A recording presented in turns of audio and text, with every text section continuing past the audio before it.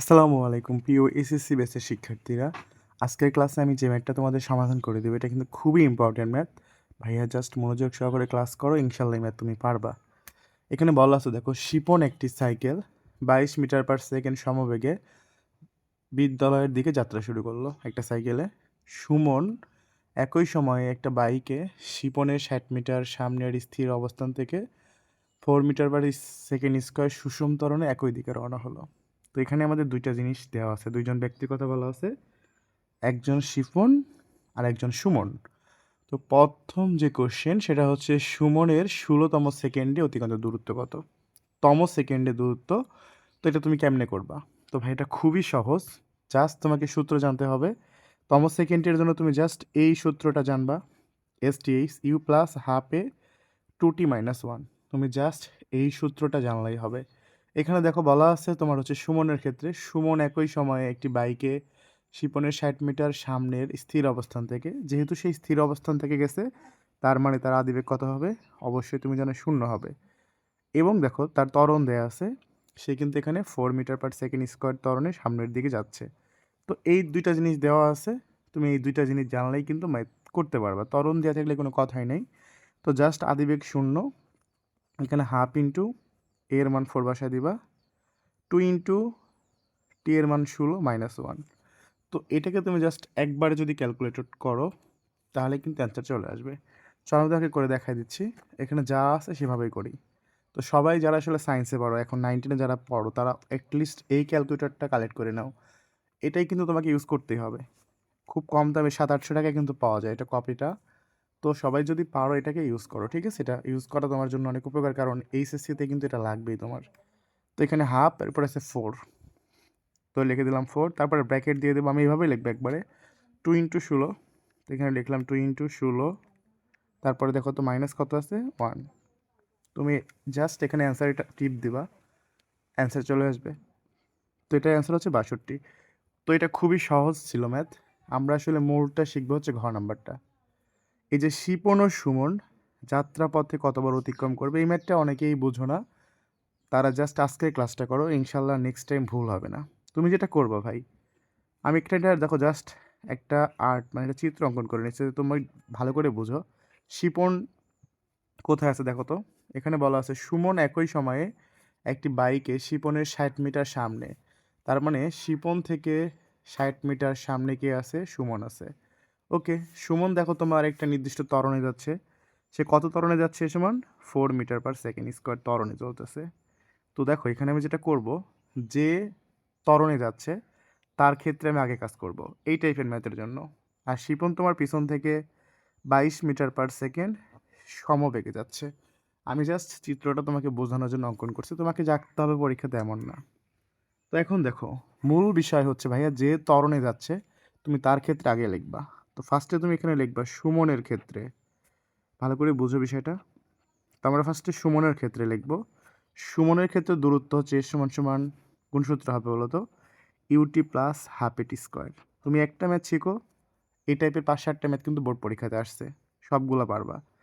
এখানে তো ইউ শূন্য, তাই না? সুমনের অবস্থান ছিল স্থির, সুতরাং ইউ শূন্য।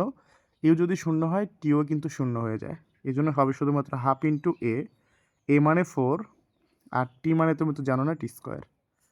এরপরে এখানে তুমি জাস্ট কাটাকাটি যদি করে দাও তাহলে কত আসবে? 2t²। তো সুমনের ক্ষেত্রে কিন্তু আমরা পেয়ে গেলাম 2t²। আমি কি বলছি বুঝছো ব্যাপারটা? যে আগে যেটা ত্বরণে চলতেছে, মানে যে গাড়িটা সামনে আছে বা যেটা ত্বরণে চলতেছে, তুমি তার ক্ষেত্রে লিখে নিবা।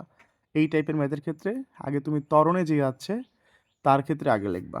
এবার তুমি লিখবা শিপনের ক্ষেত্রে। দেখো কত সহজ, এটা একদম ইজি। শিপনের ক্ষেত্রে কি হবে বলো তো? শিপনের ক্ষেত্রে যেটা হবে তোমার হচ্ছে, শিপনের ক্ষেত্রে দূরত্ব হবে সমান সমান ভিটি, কারণ শিপনের ক্ষেত্রে সে কিসে গেছে বলো তো? সমবেগে গেছে। সমবেগের সূত্র হচ্ছে এস সমান ভিটি। বা আমরা এখন এই যে এস এর স্থান, এস এর মানটা কত বসাবো? তুমি এখন একটা বিষয় চিন্তা করো, শিপন যদি সুমনকে ধরতে চায়, শিপন যদি সুমনকে ধরতে চায়, এখানে এটা আমরা এক্স লিখে নিই। শিপন যদি সুমনকে ধরতে চায় তাহলে কি করতে হবে? শিপনকে প্রথমে 60 মিটার দূরত্ব অতিক্রম করতে হবে। আর সুমন তো আসলে দুজন তো একই সাথে যাত্রা শুরু করছে, তাই না? সুমন তো আর বসে নাই, সে কিন্তু এখানে বসে নাই, সেও সামনের দিকে চলে গেছে। একটা নির্দিষ্ট দূরত্ব, তাহলে তুমি বুঝো শিপনকে টোটাল কত দূরত্ব যেতে হবে। প্রথমত তাকে 60 মিটার যাইতে হবে এবং সামনে যে দূরত্বটা সেটা কতটুকু আমরা কিন্তু জানি না, অজানা দূরত্ব। তাকে সামনের অজানা দূরত্ব অতিক্রম করতে হবে, সেই অজানা দূরত্বটা হচ্ছে এক্স। তার মানে শিপনকে প্রথমত 60 মিটার যাইতে হবে এবং সামনে আরও এক্স মিটার দূরত্ব অতিক্রম করতে হবে। তো এই জন্য আমরা এখানে দেখো 60 প্লাস এক্স লিখব। শিপনের অতিক্রান্ত দূরত্ব কী হবে, 60 প্লাস এক্স। আর এখানে শিপনের ভি হচ্ছে 22, সেটা লিখে দিবা, ইন্টু কত লিখবা, টি লিখে দিবা। ওকে, এখন আমরা জাস্ট এখানে মান বসাবো। আর এই যে সুমনের ক্ষেত্রে দূরত্বটাকে একটু এক্স ধরে নিই এখানে আমরা, হ্যাঁ এখানে এক্স লিখবো। যে ধরি সুমন এক্স দূরত্ব অতিক্রম করবে, তো সুমন তো সামনের দিকে একটা এক্স দূরত্ব যাবে, কারণ সুমন কতটুকু দূরত্বে যাবে এটা তো আমরা জানি না, এই জন্য এটাকে আমরা এক্স ধরে নিলাম, তাহলে এটা এক্স, এটা এক্স।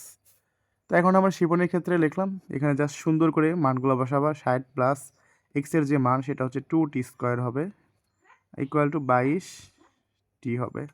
তারপরে সবগুলো তুমি একসাথে সাজায় লিখবা, মানে মিডল টার্ম করতে হবে। এখন অনেকেই আছে মিডল টার্ম বোঝো না, যে মিডল টার্ম বোঝো না তাকে আমি বলবো আমার এখানে মিডল টার্মের বেসিক ক্লাস আছে, তুমি যদি ওই ক্লাসগুলো করো ভাইয়া একদম মিডল টার্ম পারবাই। আর ওই ক্লাসগুলো তুমি কীভাবে করবা, এই যে আমার হোয়াটসঅ্যাপ নাম্বার আছে, জাস্ট এখানে নক দিবা যে ভাই আমি মিডল টার্ম পারি না, বুঝি না, তোমাকে শেখানোর দায়িত্ব আমার, 100% ক্লিয়ারলি শেখাই দেবে ইনশাল্লাহ।